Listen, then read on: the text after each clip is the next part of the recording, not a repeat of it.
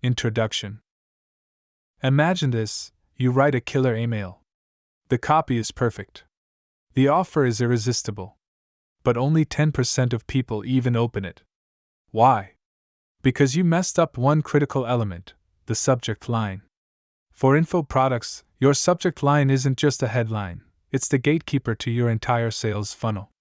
Today, I'll reveal the psychology-backed tactics that get 50 to 70% open rates consistently, even when sending multiple emails per day. No gimmicks, just proven strategies from top converting funnels. The Curiosity Plus benefit formula that never fails. What if I told you there's a subject line formula that outperforms pure curiosity by 37%? Most info product creators use vague hooks like, "You won't believe this," or "Secret revealed inside." These work at first, but they burn out fast because they don't tell the reader what's in it for them. The winning approach combines curiosity with a clear benefit, a structure that makes people both intrigued and certain they'll gain something by opening. Here's the problem with pure curiosity subject lines: they get opens, but often lead to unsubscribes. When someone clicks expecting a revelation and gets a sales pitch instead, trust erodes fast. On the flip side, benefit-only lines like, "Learn how to double your sales," feel too direct and get ignored. The sweet spot? A subject line that teases the outcome while hinting at the mechanism. For example, "The 3-minute mindset shift that added $12,000 to my launch," free worksheet inside, works because it sparks curiosity about the how, while promising a tangible result. Data from a study of 12,000 info product emails shows this hybrid approach drives 37% more opens than curiosity-only lines, and 22% more conversions than benefit-only ones. The key is balance. Aim for 60% intrigue, 40% benefit. The first part hooks attention, the 3-minute mindset shift, while the second part justifies the click. Added $12,000 to my launch. The parentheses add urgency by implying limited availability. Avoid overpromising. If your subject line says, "Double your income in 1 day," but your email delivers a basic tip, you'll lose credibility. Instead, focus on specific, believable outcomes. "How I gained 47 new leads in a week using this LinkedIn template." Works because it's precise and achievable. Numbers help. Odd digits like 3, 7, or 47 feel more authentic than round numbers. This formula excels in cold outreach and early sequence emails because it builds intrigue without being manipulative. For a webinar invite, try the overlooked tactic that filled our $2,000 coaching spots in 48 hours, recording inside. It works because it hints at a strategy while promising immediate access. One caveat: don't use this for every email. Once subscribers know you, they'll want more direct value. But for cold leads or the first 3 emails in a sequence, this structure outperforms everything else. The reason? It pre-qualifies readers. Only those genuinely interested in the benefit will open, which means higher engagement and fewer unsubscribes. Now, this isn't the only structure that works. Once your audience is warmed up, you'll need a different approach, one that excludes people who aren't a good fit. Because sometimes, the best way to increase conversions is to tell part of your list this email isn't for them. The exclusion opener for hyper-targeted buyers. Here's why excluding 80% of your list can double your revenue. Broad subject lines get clicks, but they waste time. When you say something generic like, "Improve your productivity today," you're casting a wide net. The problem? Most people who open won't be your ideal buyers. Exclusion openers flip this by qualifying readers before they even click. A subject line like, "If you've tried at least 3 productivity hacks and still feel overwhelmed," does 2 things. First, it filters out anyone who hasn't struggled with productivity long enough to try multiple solutions. Second, it instantly triggers the "this is for me" response in your target audience. Data shows exclusion emails convert 22% higher than generic ones. The reason is simple: they speak directly to a specific pain point. When someone sees a subject line that mirrors their exact experience, they're more likely to open, read, and act. This isn't about being niche for the sake of it, it's about pre-qualifying your audience so you're only talking to people primed to buy. The psychology behind this is rooted in perceived exclusivity. When you frame your email as being for a select group, it creates urgency and relevance. Think about it. If you've struggled with productivity for years and finally see an email that acknowledges your exact frustration, you'll pay attention.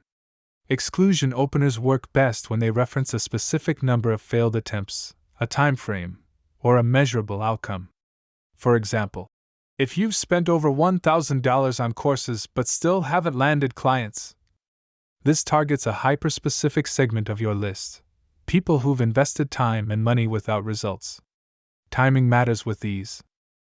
Use exclusion subject lines in 3 key scenarios: webinar reminders, to filter out tire kickers, high-ticket offers, to ensure only serious prospects engage, and after surveying your audience, to segment based on their responses.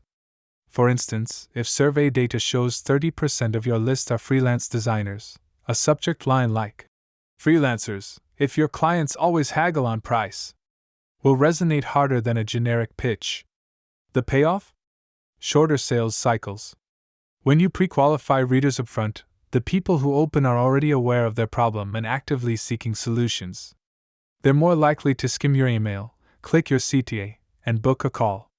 One coaching client used, "If you've hired a VA but still work 60-hour weeks," for a $5,000 program launch. Their reply rate tripled because the email spoke only to overwhelmed business owners, the exact buyers who needed their solution. Now, this approach isn't for every email. Once subscribers are highly engaged, they'll expect a different tone, one that leans less on qualification and more on direct value. That's where the third formula comes in, reserved for your inner circle of buyers who already know and trust you. The 80-20 path subject line for your inner circle. Your top 20% of buyers deserve a different approach. These are your repeat customers, your email openers, the people who comment on every post. With this group, curiosity-based subject lines don't just underperform, they actively erode trust. When someone's bought from you 3 times and sees the shocking truth about lead generation, they wonder why you're still treating them like a cold lead.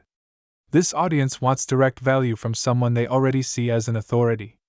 The 80-20 path subject line works because it speaks to buyers who are already invested in your content. Instead of teasing information, you lead with the outcome. A subject like, "The one email habit that accounts for 80% of my course sales," works because it's specific, credible, and focuses on results.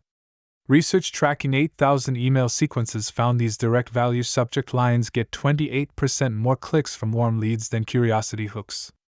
The key difference? You're not convincing them to open, you're helping them act. Here's why this works psychologically. Once someone has bought from you, their mental filter shifts from, "Should I trust this person?" to, "How can I get more results?"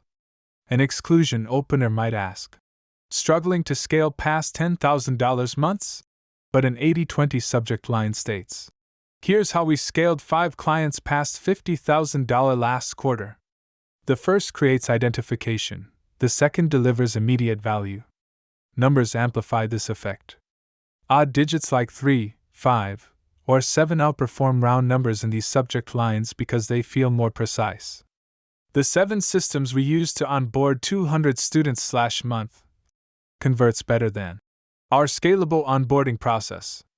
Specificity builds credibility with an audience that's already familiar with your work. Timing matters with these. Use 80-20 subject lines in emails 4 or later in a sequence, or when targeting past buyers. One SaaS founder we worked with switched to subject lines like, "How our top 3 users generate 90% of their leads from this feature."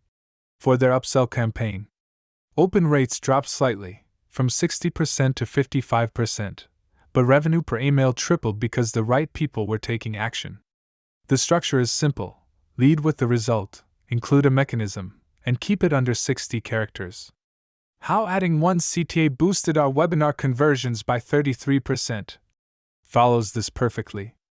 It tells warm leads exactly what they'll learn and why it matters. Avoid vague promises like, "Double your revenue," Warm audiences know doubling anything requires multiple steps, so they'll dismiss claims that oversimplify. One warning: don't use this style too early. If someone's only opened one email from you, they still need social proof and curiosity. But for your inner circle, these subject lines shorten the path from open to purchase because they skip the trust-building phase entirely. Now, all three formulas work, but sending the right one at the wrong time kills results. Let's map out exactly when to use each approach so you're never wasting a subject line on the wrong audience. The timing matrix: which formula to use and when. Sending the right subject line at the wrong time is like wearing a swimsuit in a snowstorm. It doesn't matter how good your formula is if it's mismatched to where the buyer is in their journey. Research tracking email sequences shows that sending 6 or more emails per day requires strategic variation. You can't just repeat the same structure and expect consistent opens. The key is mapping each subject line formula to specific stages of your funnel. For cold leads, people who've never opened your emails or just joined your list, start with the Curiosity Plus benefit formula. These subscribers need a reason to pay attention, so a subject line like, "The 3-minute mindset shift that added $12,000 to my launch," works because it builds intrigue while hinting at value. Data shows this approach maintains open rates above 50% even with cold audiences, as long as the email delivers on the promise. Once subscribers have opened a few emails but haven't bought yet, switch to exclusion openers.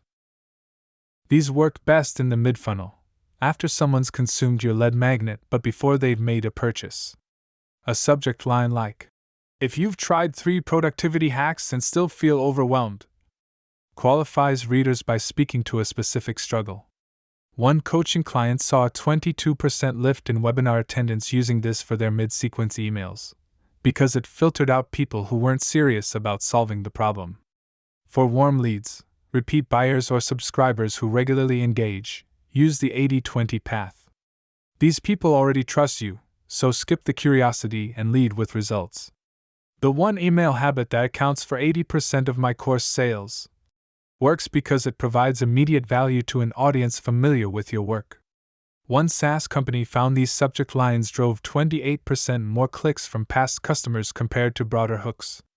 High-frequency sequences need staggered formulas. If you're promoting a webinar over 72 hours, alternate between all 3 approaches. Start with Curiosity Plus benefit, the overlooked tactic that filled our $2,000 coaching spots. Shift to exclusion for reminder emails. If you've missed every live training this quarter, and finish with 80-20 for last chance messaging. Here's exactly what we're covering tonight. Recording not available. One info product used this mix in a 72-hour sequence and boosted show rates by 40%. The exception? When you're segmenting based on actions. If someone clicked a link about pricing but didn't buy, use an exclusion opener referencing that step. If you looked at our pricing but didn't pull the trigger, this creates continuity and shows you're paying attention to their behavior. This framework removes guesswork from email sequences. You're not just throwing subject lines at the wall, you're strategically moving subscribers from awareness to purchase with tailored messaging. The result is higher open rates, fewer unsubscribes, and more conversions at every stage. Now, all of this falls apart if your emails hit the spam folder. There's one critical mistake that triggers filters, and it's not what most marketers think. Conclusion. Here's the truth. Your subject line isn't just about opens, it sets the tone for the entire email.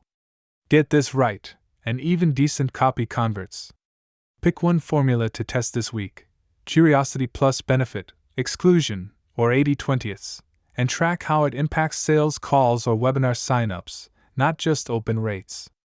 Data shows small tweaks can boost clicks by 445%, so this isn't guesswork. The best email marketers don't chase algorithms, they understand psychology. Master these 3 structures, and you'll always have an edge. Now go test, track, and iterate. That's how you turn subscribers into buyers.